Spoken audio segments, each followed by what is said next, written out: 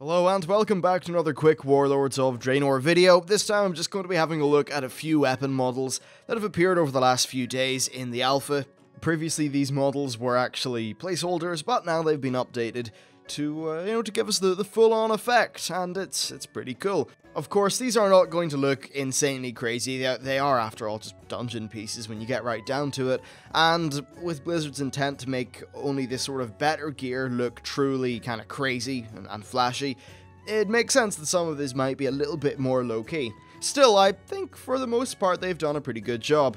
Okay, so first of all, we have a one-handed axe. This is a pretty nice one-handed axe. I like the sort of detailing on the axe itself. It's nothing particularly special. It's also cool the way they've got a little fire going on at the top. It's all the tiny little details that they've managed to stick in, which do make the thing work.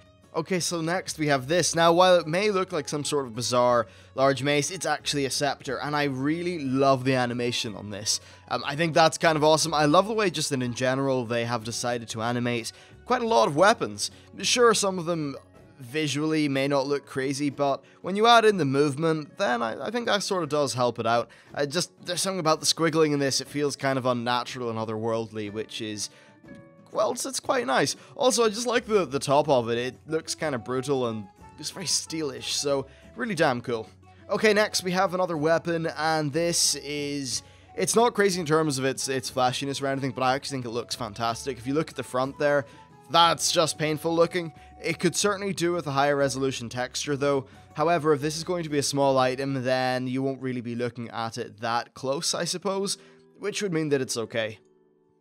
Right, next we've got a very slicey weapon. This one is almost certainly based off the Arakoa, and it's basically a three-pronged claw on a stick. But just look at that thing, look at the animation, there's something about the way it moves, it's very slicey, it just looks great. I like the glowing crystal in the middle. The shaft thing's fine, whatever. I think mainly this is pretty cool up at the top. And with more items like this coming into the game, I'm looking forward to some of the cool transmogs that we might be able to get. I've got to say, I really like that weapon. I know it's not a big chunky thing, but, it's thin, it's slicey, and it totally does the job. Alright, so next we have got what I think is one of the most awesome looking dungeon items, and it's just this, it's a scepter, but if you look at the thing, it's kind of regal, it's plated, yet it looks a little bit rusty and sort of old, which I really like the feeling of that. Of course, once again, it's animated. I think this is a really nice animation. If you could somehow fire, like, a spell out of it, it would be amazing. Now, I know that in World of Warcraft, they, for some reason, don't like the idea of us firing spells out of our wizard staffs, which honestly doesn't make a great deal of sense. But imagine spells flying out of the top end of this, when it sort of closes in almost like a jet engine. Really, really cool bit of tech there. And of course, it's floating, it's not one shaft. You've got distinct segments there, which I think looks nice. So that's cool stuff. Alright, let's move on to the next one, which is, I've got to say, really cool. Now, the chances are you'll actually recognize that pattern that it's got going in the very front of it. You can see that in some of the stuff in Shadowmoon Valley, and there are also large creatures, I think they're called Agron, who have got these on their arms. That's also seemingly the same material and pattern that you can see applied on the Tier 17 monk gear. So it'll be interesting to see what kind of theme and zone that fits around, but I'm assuming it's maybe an Orcish burial ground sort of theme. That's what it seems to be to me. I like the floating of the various bits of stone. I think they're animated nicely, and overall, that's just a really, really solid bit of a weapon. Well, it's not a bit of a weapon, it's a full weapon. And then finally, we have this. This is a shield.